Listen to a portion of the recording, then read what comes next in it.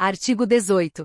Ninguém poderá pleitear direito alheio em nome próprio, salvo quando autorizado pelo ordenamento jurídico. Parágrafo único. Havendo substituição processual, o substituído poderá intervir como assistente litisconsorcial. Artigo 19. O interesse do autor pode limitar-se à declaração. Inciso I da existência, da inexistência ou do modo de ser de uma relação jurídica. Inciso 2º, da autenticidade ou da falsidade de documento.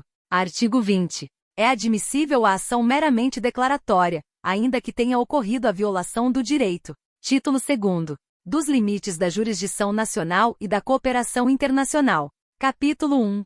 Dos limites da jurisdição nacional. Artigo 21.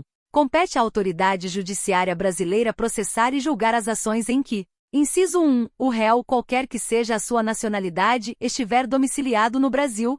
Inciso 2º. No Brasil tiver de ser cumprida a obrigação. Inciso 3º. O fundamento seja fato ocorrido ou ato praticado no Brasil. Parágrafo único. Para o fim do disposto no inciso 1, considera-se domiciliada no Brasil a pessoa jurídica estrangeira que nele tiver agência, filial ou sucursal. Artigo 22.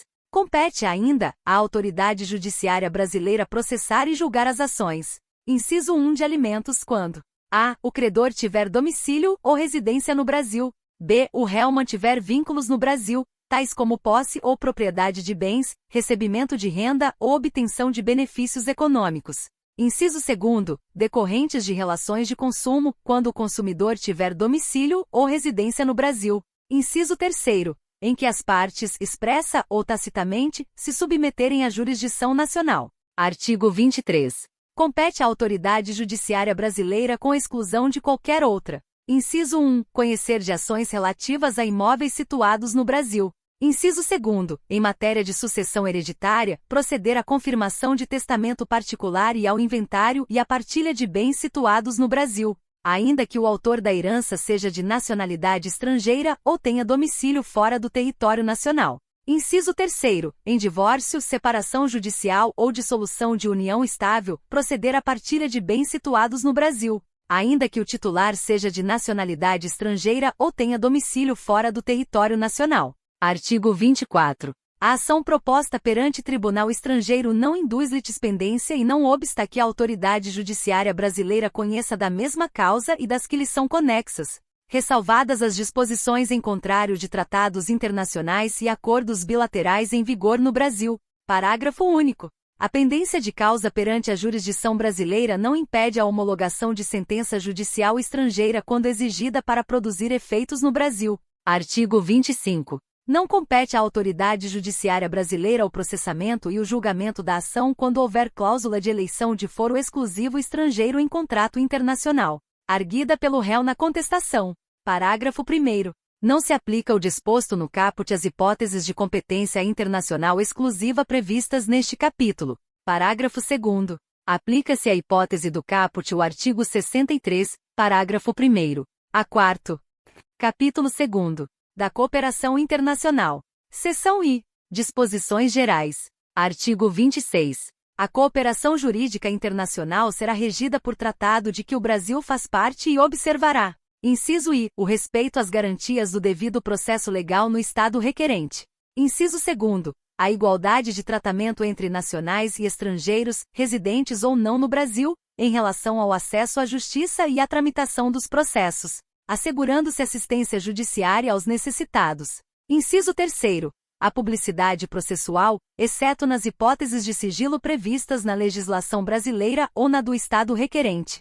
Inciso 4º. A existência de autoridade central para recepção e transmissão dos pedidos de cooperação. Inciso V. A espontaneidade na transmissão de informações a autoridades estrangeiras. Parágrafo 1º. Na ausência de tratado, a cooperação jurídica internacional poderá realizar-se com base em reciprocidade, manifestada por via diplomática.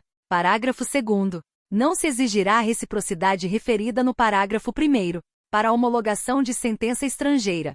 Parágrafo 3º. Na cooperação jurídica internacional não será admitida a prática de atos que contrariem ou que produzam resultados incompatíveis com as normas fundamentais que regem o Estado brasileiro. Parágrafo 4º. O Ministério da Justiça exercerá as funções de autoridade central na ausência de designação específica. Artigo 27. A cooperação jurídica internacional terá por objeto: inciso I, citação, intimação e notificação judicial e extrajudicial. Inciso 2º, colheita de provas e obtenção de informações. Inciso 3º, homologação e cumprimento de decisão. Inciso 4º, concessão de medida judicial de urgência. Inciso V, assistência jurídica internacional. Inciso 6º, qualquer outra medida judicial ou extrajudicial não proibida pela lei brasileira. Seção 2ª. Do auxílio direto. Artigo 28. Cabe auxílio direto quando a medida não decorrer diretamente de decisão de autoridade jurisdicional estrangeira a ser submetida a juízo de delibação no Brasil. Artigo 29. A solicitação de auxílio direto será encaminhada pelo órgão estrangeiro interessado à autoridade central, cabendo ao Estado requerente assegurar a autenticidade e a clareza do pedido.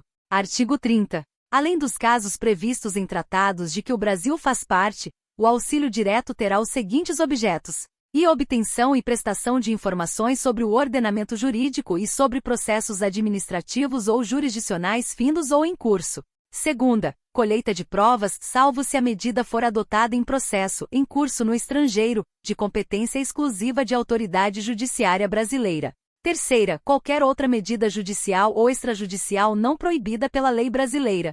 Artigo 31. A autoridade central brasileira comunicar-se-á diretamente com suas congêneres e, se necessário, com outros órgãos estrangeiros responsáveis pela tramitação e pela execução de pedidos de cooperação enviados e recebidos pelo Estado brasileiro, respeitadas disposições específicas constantes de tratado. Artigo 32. No caso de auxílio direto para a prática de atos que, segundo a lei brasileira, não necessitem de prestação jurisdicional, a autoridade central adotará as providências necessárias para seu cumprimento. Artigo 33. Recebido o pedido de auxílio direto passivo, a autoridade central o encaminhará à Advocacia Geral da União, que requererá em juízo a medida solicitada. Parágrafo único. O Ministério Público requererá em juízo a medida solicitada quando for autoridade central. Artigo 34.